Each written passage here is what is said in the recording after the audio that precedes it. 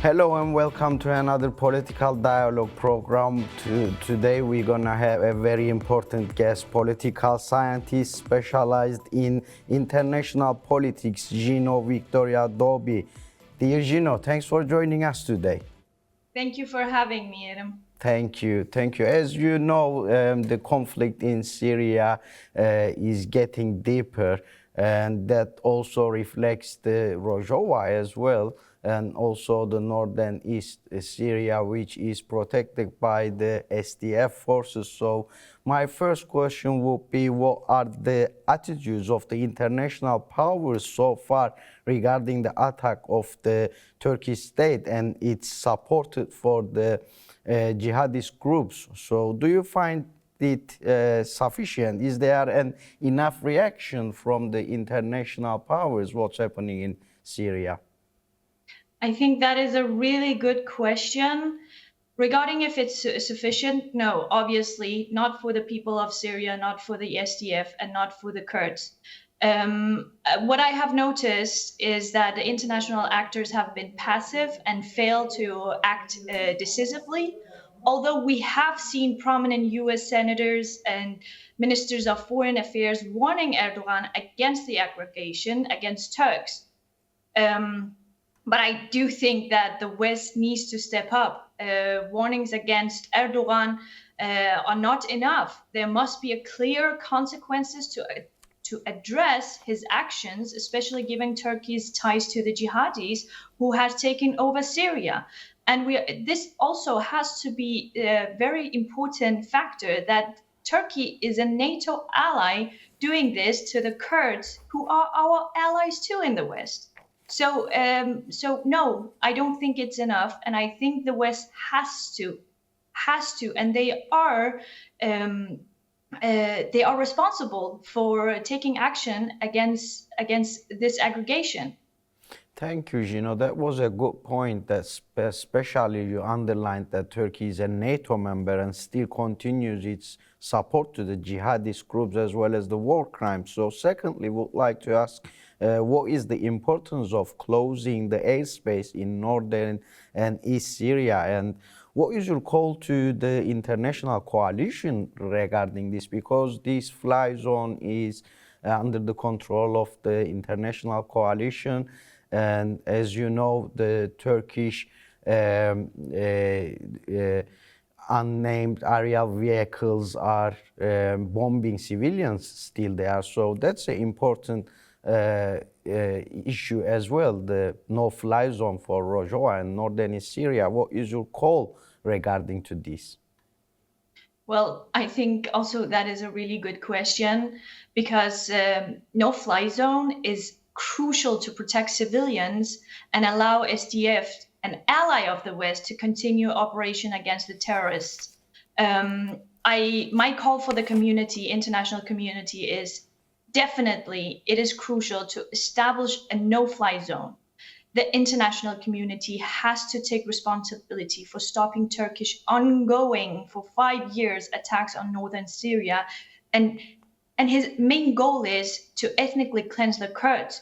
We have seen videos coming out the last couple of days against not only Kurds but Alawis, Christians. We have seen all kind of attacks against minorities. So there must be a no-fly zone so the SDF can do their operation and defeat the terrorists right now attacking the area. Do you think Turkey's these operations from the airspace is also gives a chance to ISIS to grow, come back? Yes, of course.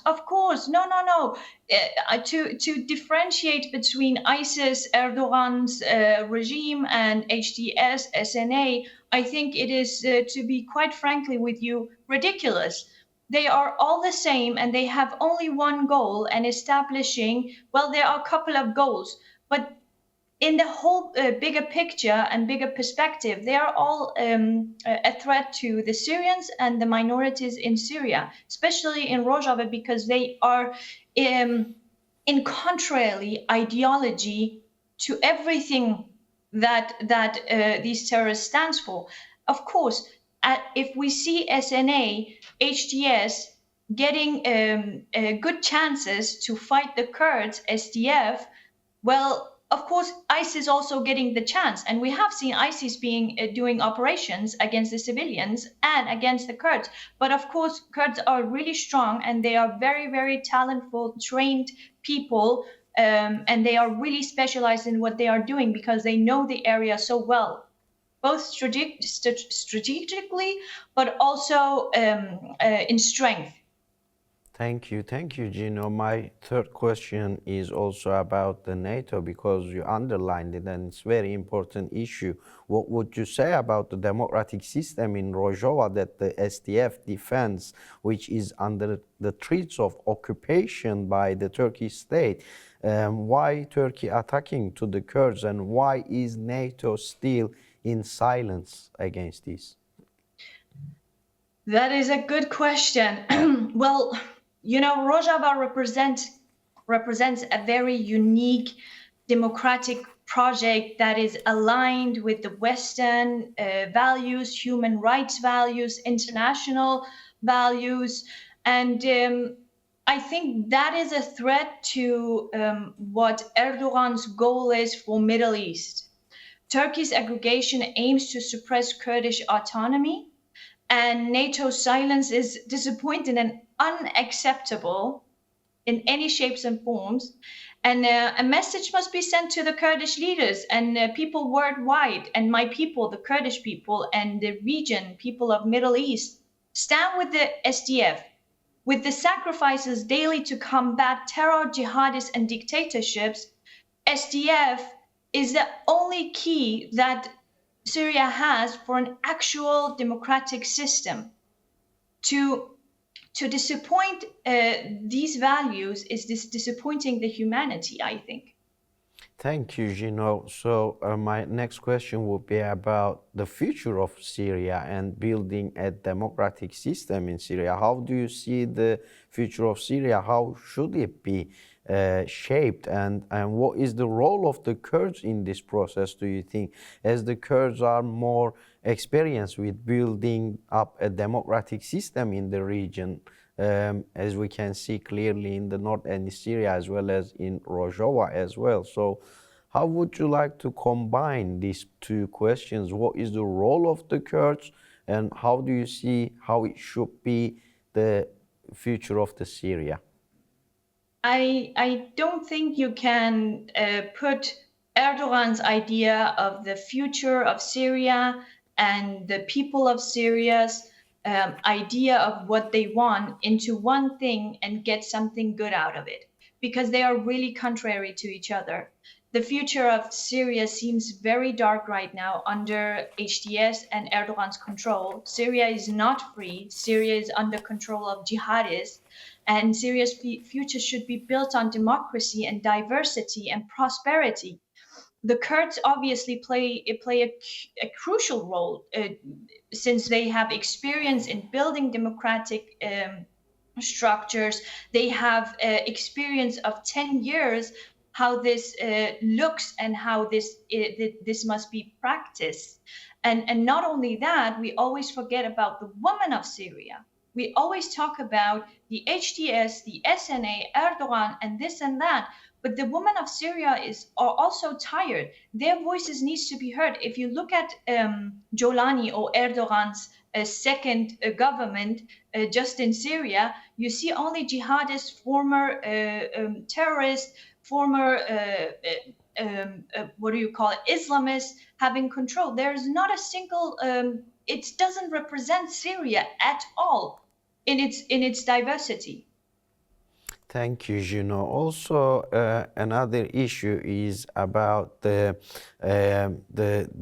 other minorities. Of course, the Kurds are fighting against all these jihadist groups, but as you mentioned, Christians, Alevis, Yazidis, Yeah. Sunnis are under attack. They're facing a barbaric genocide right now. So Yes, there that are is true. currently these vulnerable people and beliefs in the region facing these massacres. But people in northern East Syria are being defended and governing themselves as well. So how important do you think it is for these oppressed people and communities to join to the SDF and support the struggle of SDF? How important is the unity against these jihadist groups? What is your unity call? It is absolutely critical for the region stability that oppressed groups stand together and are united and support the SDF. Let's be honest, a lot of propaganda is in social media and going viral and stuff like that. But people in these areas in Rojava and the minorities knows SDF. They know who came to their defend, and they know who wants to support them and shelter them.